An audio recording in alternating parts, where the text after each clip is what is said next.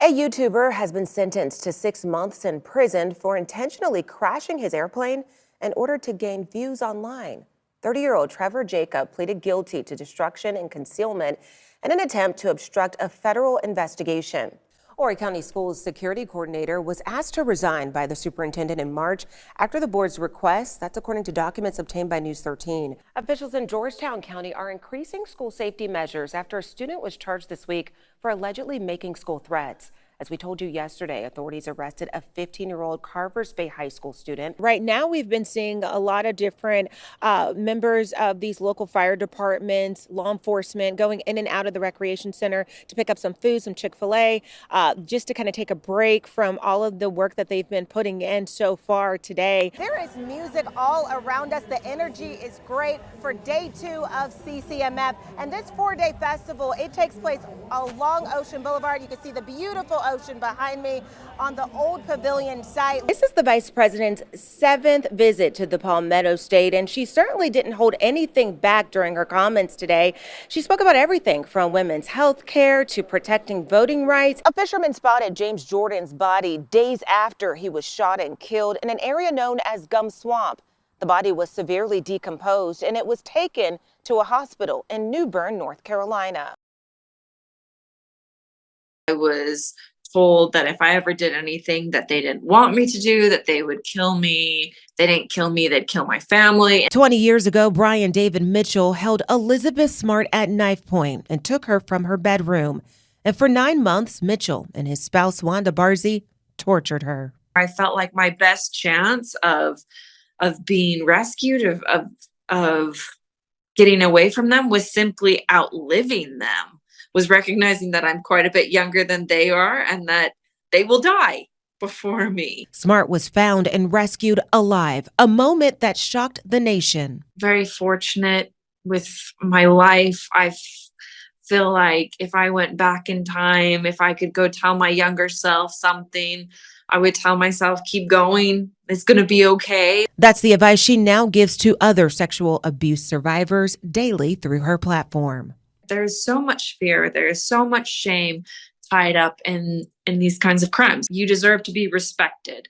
Your wants, your body deserves to be respected. And if you say no, then that should be respected. Smart is now balancing several projects aimed to help women.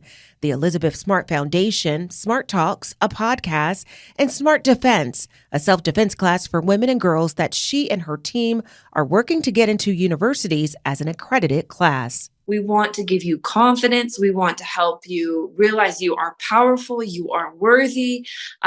You do not deserve to be hurt. You deserve to be happy. And you can fight back. You can scream. Smart wants other survivors to find joy in life and to not let the abuse define their identity. If you're finding things that make you happy, like painting or dancing or going for a hike out in nature or going to the beach, take time to do that because life will pass you by otherwise. And thank you for joining us for News 13 First Edition. I'm Annette Peagler. Trish is off today. We begin with breaking news on First Edition. We've just learned a person was killed after a shooting on West Evans Street in Florence County. We're told when officers arrived, the suspect was still on the scene and was taken into custody.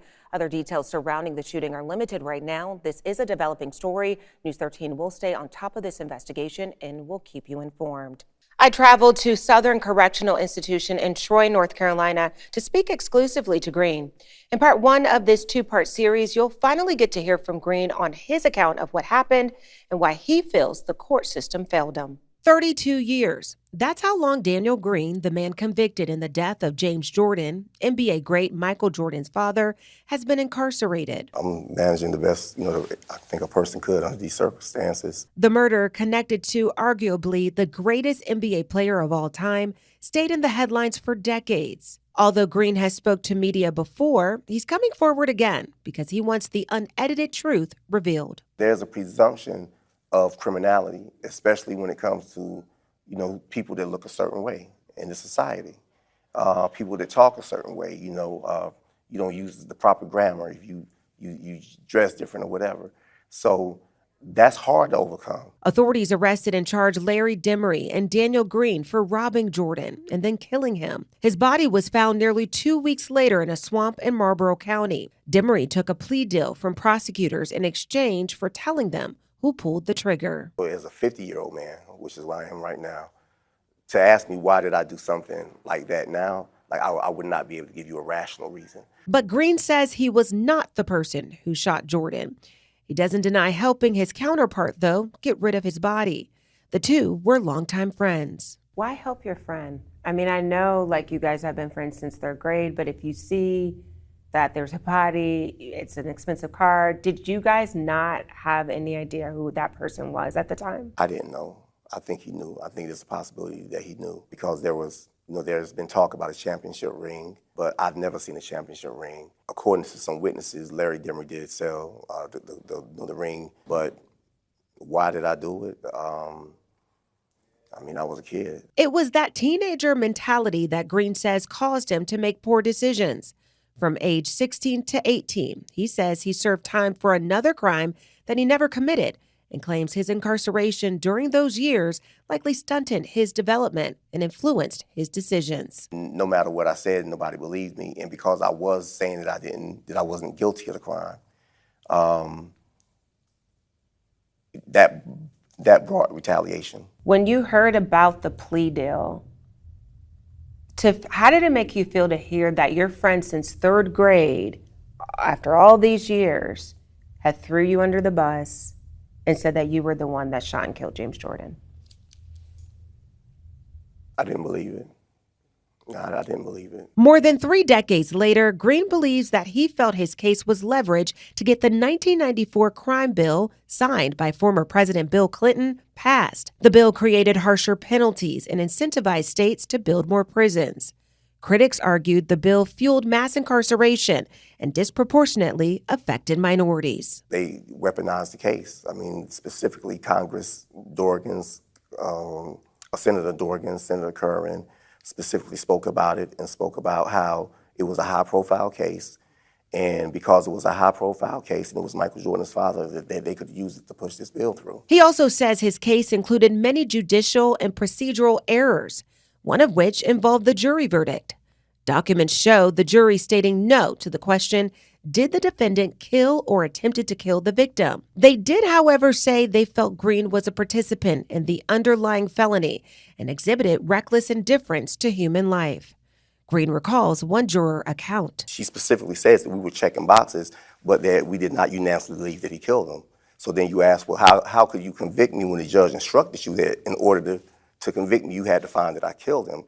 And what happened was that they were not present during the actual charge conference. Documents also show the state of North Carolina waived the acting in concert instructions to the jury. What that did is that required this jury to find that I myself committed each and every element of the crime, meaning that in order to convict me, they would have had to find that I killed him.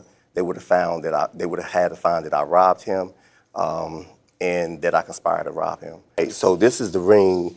As the two of us comb through paperwork, Green has spent the last 32 years of his life trying to regain his freedom. He mentions the evidence of Michael Jordan's championship ring, a key piece of evidence prosecutors used to place him in James Jordan's car. It's not even the same shape. That's a square ring. That's a class ring. He says although the days at Southern Correctional Institution are long, his faith is what gives him hope that one day he'll be released. To Michael Jordan, to his family, I'm not responsible for James Jordan's death. I'm not responsible for his death. Daniel Green and his attorneys applied for a motion for appropriate release back in 2019. Judge Gilchrist denied that motion. He also went up for parole last year.